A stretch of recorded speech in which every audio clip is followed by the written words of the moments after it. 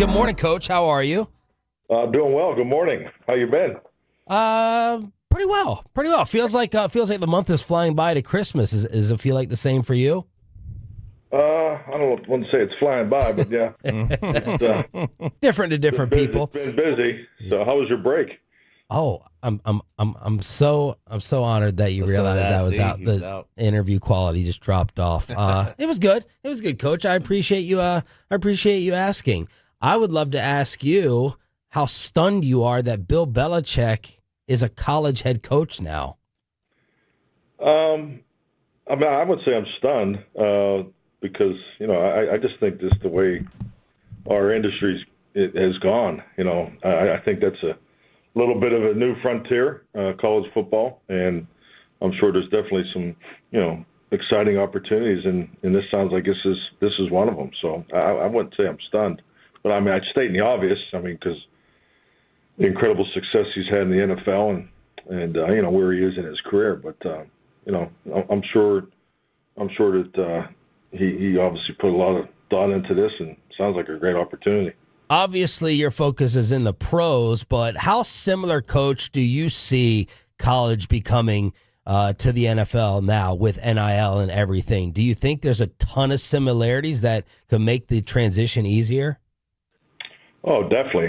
It's definitely closer to the NFL now than it was before. I think that's obvious. And in pro football and college football always looked at one another for ideas and creativity in certain areas, whether it's scheme, facilities. I think some of the modern day NFL facilities are aligned with some of these big programs in college football. So there's always been back and forth between college football throughout, but I definitely think it's definitely closer now because of the business model that they're trying to create is going to be in place at the college level. Coach, you spent a lot of time, you've talked about before the time you spent between Green Bay and Dallas and reflecting on all the different, studies that you're doing. Did you ever consider college as a pathway of like, hey, maybe I'd like to get into college? I did not, and it was, it was really a year, just a year off, and there was just a lot that went on during that year. So, but no, I did not consider college football at that time. I've been arguing with Bobby about this. I already know you're going to say I'm right. There's a story going around that Bill had this 400-page document or binder for his presentation. He said that's greatly exaggerated, but I was like, I can see a coach going into the job interview with a ton of plans and binders and documents. We know you guys have them all in your film study. I'm sure those are X's and O's. Did you have that when you were sitting down with Jerry and Steven? Did you walk with some big binder or presentation? I'm a binder guy. I do believe in the old school way, but it was put in a PowerPoint presentation. So just all the different pods, departments, how you facilitate coaching operations tied to training room. But yeah, definitely. So I'm not surprised at all that he had a 400-page binder at all. Coach, I always think it's silly when I hear it was like a 5-hour meeting, and I'm like, okay, is that it? What do you do for 5 hours? I'm saying 5 hours isn't enough. Oh. And getting to know you knuckleheads, you're going to sit down and spend all this time. You're going to live with these people and work with these people. You need hours and hours and days and days. What do you think is a comfortable time span where you're like, okay, I got a good feel for this. I know I can work with these individuals. To put a time on it, when you look at it, going into the morning, spending the day, and then having a dinner that night, and if there's any follow up the next morning, I think that's kind of been the norm. And some have been just flying that morning and leave that night. So, ever how much time that gives you one on one. But there's everybody does it a little differently, and I think the other part too is you got to realize you're not the interview process. Just doesn't start from the time you arrive at the facility or, step into the meeting and the time you leave. You're pretty much interviewing, your whole career. So, there's obviously a lot of background and a lot of other conversations that go into those decisions.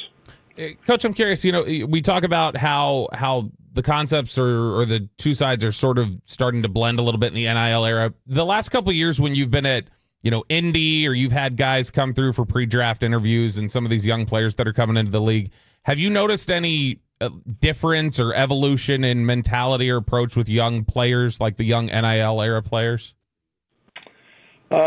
Yeah, I think I would say they're exposed to more. So definitely, I think there's there's more. Definitely, their experience level and what they're able to engage is definitely different than to the past generation, without a doubt. So it's a new experience that these young men are going through. Prior to the National Football League, and so definitely, it's definitely different.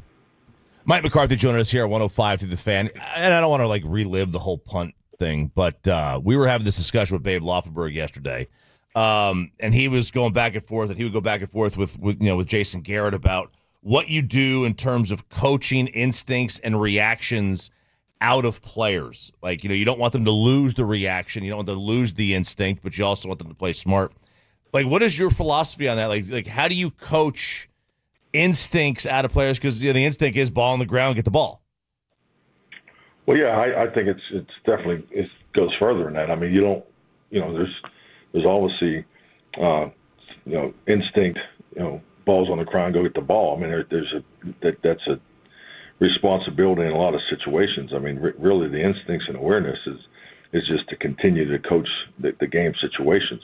We spend a tremendous amount of time on those game situations. So, the breakdown is in the awareness, the heightened awareness that what the play situation transferred into it, and it was a tough spot because of where both guys were. They were in a vice situation, and they were pretty much out of bounds and coming back inbounds with the ball on the ground. So but yeah, to me it goes more to the area, the situational, competitive, in competition, competitive situation that changes during plays where the heightened awareness comes. So you just simulate those situations over and over and over again. That's really what we do on Fridays and Saturdays every week in season, and do it every day at training camp. So,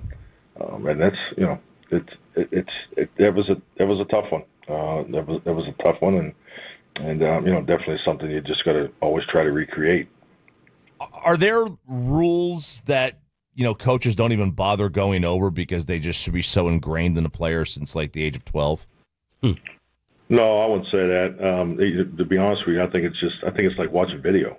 You have to go over. You need mental reps just as much as you need physical reps. We have a game management segment every week where the whole league is cut up just because we want it to be current. Because things, our league is about trends and how things tend to happen in bunches and things like that. So this is something we do spend a lot of time on, and it's the same thing with the fundamentals, particularly the ball security. When we feel that our numbers and our performance in a certain area of fundamentals isn't as high as we'd like it to be, so that's another segment that's cut up every week and presented into the team meetings. So there's constant reinforcement on the fundamentals, the game situations, and the game management. Coach, the offensive line has played pretty well the last couple of weeks, even with the different players being swapped in and out and some of the shifting you guys have done. Why do you think that group has been able to gel so effectively, even with all the moving parts?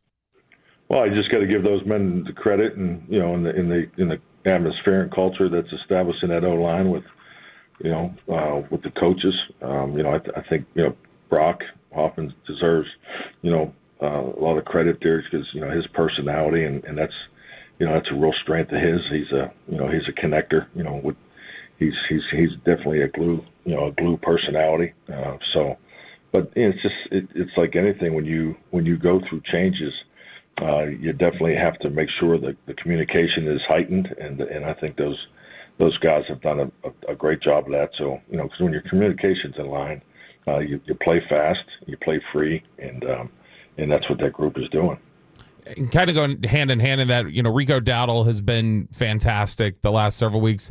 What are some of the specific traits that you like about Rico as a running back? Just taken from, he was here as an undrafted free agent your first year in Dallas, has hung around on the roster the entire time to now where he's a lead back. What are the things that you've looked at over these 5 years that said, this is why I've wanted Rico around? Oh, well, his first impression, clearly, it's his run style. Rico has such an aggressive, run style, and that's that was the first impression of him. The first time he touched the ball, he scored a touchdown on kickoff. So he just I love the way he attacks the defense when he's running the football, and he's very bright, has a very high understanding of the game. Understands run blocking, the protection part of it, and he's played quarterback in high school, so he has a high football IQ. But he's just a really good football player that had to go through some injury challenges his first couple of years, and it's been great to see him have this success. Mike McCarthy on the D&M Leasing Hotline every single Friday at this time here with Shan, RJ, and Bobby. Coach, it seems like Bryce Young has turned a little bit of a corner here after a ton of questions about his status as the number one pick. What have you seen recently from Bryce on tape? I think he's really playing in a good rhythm, in the pass game. But I think the biggest thing is extended plays. The scramble. He's done a really good job in the playmaking. He pretty much almost won that Philadelphia game, himself there in that last series. The fourth down conversion, and also had a chance to make a big play that just came up short. But just been really impressive with his poise and the way he's maximizing each snap in the passing game. You mentioned poise. Like when he was in college, it looked like he never sped up. Like he was always under control. And in the beginning of his NFL career, it looked like the game was a little fast. Have you seen that has kind of slowed down for him? Man, that's a hell of an observation by you. Oh, thank you. You must have played well in that Tennessee game. But he did. Sorry about that. I agree.